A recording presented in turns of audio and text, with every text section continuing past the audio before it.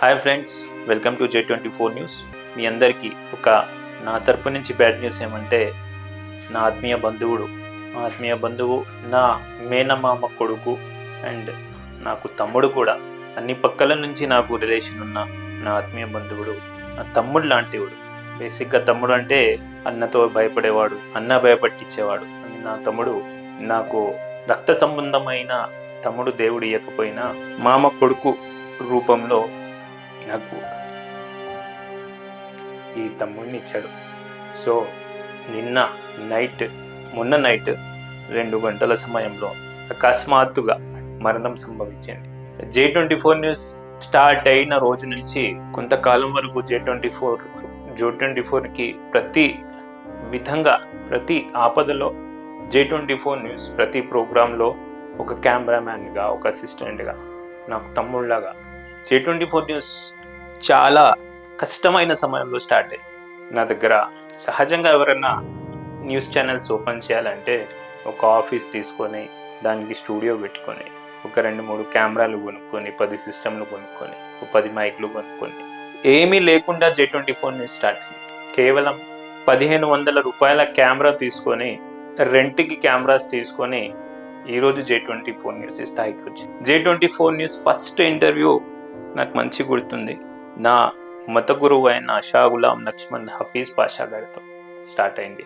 ఆ రోజు నా దగ్గర కెమెరామ్యాన్ కూడా లేడు. నా తమ్ముడు, నేను రికార్డ్ చేస్తా అన్నా నీ ప్రోగ్రామ్ని అని ఆ రోజు నుంచి స్టార్ట్ అయిన ఈ జర్నీ J24 ఈ స్థాయి వరకు వచ్చింది. మొన్న సాయంత్రం అకస్మాత్తుగా అతనికి మరణం సంభవించింది. షాకీర్ నాకు బంధువుడే కాదు, ఒక మంచి స్నేహితుడు లాంటి. యాక్చువల్లీ షాకీర్కి ఒక 5 months 6 months ముందు హార్ట్ స్ట్రోక్ వచ్చి ఒంగోలులోని కిమ్స్ హాస్పిటల్లో దానికి స్టంట్ వేయించినప్పుడు కూడా నాకు మళ్ళీ పునర్జన్మనిచ్చిన వల్ల, కానీ అంతలోనే ఇదంతా జరిగిపోతుంది నేను ఎప్పుడూ అనుకోలేదు. ఇంతలోనే చనిపోవడం జరిగింది. షాకీర్ అంతిమ సంస్కారాలు, తద్ఫీన్ కూడా నేను హాజరలేకపోయాను. ఎందుకంటే షాకీర్ నా దృష్టిలో చనిపోలేదు, బ్రతికే ఉన్నాడు. ఆ బాధని అందరూ అనుకుంటున్నారు నా కుటుంబంలో నేను రాలేదు అని, కానీ ఆ బాధని నేను తట్టుకోలేను. నా తమ్ముడు నా మధ్యలో లేడా అనే బాధ నేను తట్టుకోలేను. కానీ నా మధ్యలోనే నా తమ్ముడు ఉన్నాడు, చనిపోలేదు, బ్రతికే ఉన్నాడు. చూడండి, 25-26 సంవత్సరాలు కూడా ఉండవు నా వీడియో చూస్తున్న అందరూ. లైఫ్ అనేది దేవుడు ప్రసాదించిన వరం. మీ అందరూ షాకీర్ చేసిన పొరపాట్ల వల్లనో, హెల్త్ కాన్షియస్గా ఉండకపోవడం వల్లనో, ఇంకేదైనా ఇబ్బంది కావచ్చు. చిన్న వయసులోనే తన తండ్రిని కోల్పోయాడు, ఆ తర్వాత తల్లిని కోల్పోయాడు.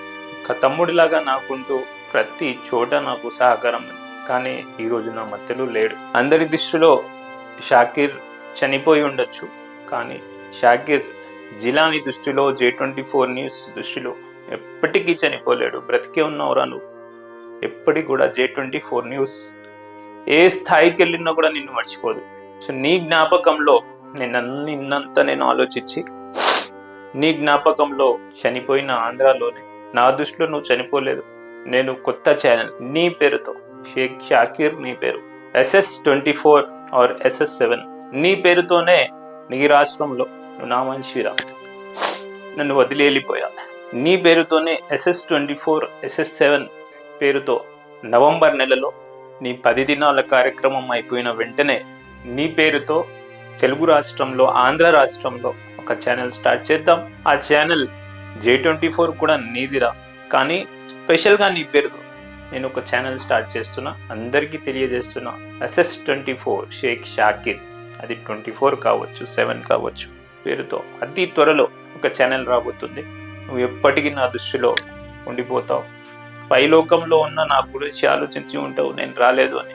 నీ పార్థివ దేహం, నీ మృతదేహం, నిన్ను ఆ స్థాయిలో నేను చూడలేనురా.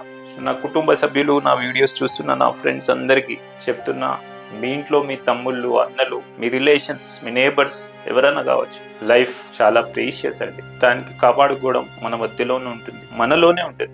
ఎప్పుడైనా హార్ట్ స్ట్రోక్ వచ్చినప్పుడు దానికి లైట్గా తీసుకోకండి. నేను ఇంకా ఎక్కువ చెప్పలేకపోతున్నా. మీ ఫ్యామిలీస్ మీ మీద డిపెండ్ అయిపోయి ఉంటాయి. ఏ హెల్త్కి సంబంధించిన ప్రాబ్లం కూడా లైట్గా తీసుకొని, డాక్టర్స్ ఇచ్చిన ప్రికాషన్స్ని పట్టించుకోకుండా మీ ఇష్టం వచ్చినట్లు చేసి లైఫ్ని పాడు చేసుకోకండి. మరొక్కసారి చెప్తున్నా, షాకిర్, నువ్వు మా మధ్యలోనే ఉన్నావు, నా మధ్యలోనే ఉన్నావు, నా మధ్యలోనే ఉన్నావు. నువ్వు ఎప్పటికీ ఎటుకని చెరగని ముద్ర నాకు. J24 న్యూస్ స్టార్ట్ అయిన ప్రతి రోజు నుంచి నువ్వు నా మనసులో ఉంటావు. అండ్ నీ పేరుతో వచ్చే ఛానల్లో ప్రతిరోజు నాకు గుర్తుంటావు. నువ్వు నా మదిలో ఇప్పటికీ చిరస్థాయిగా నిలిచిపోతావు. నువ్వు చనిపోలేదురా, బ్రతికే ఉన్నావు. నీ ఆత్మకు శాంతి చేకూరానని అల్లాతో ప్రతిరోజు ప్రార్థిస్తాను. నేను పెద్దోడినైనా నా తరపు నుంచి ఏమైనా తప్పులు జరిగి ఉంటే క్షమించరా. Thank you viewers.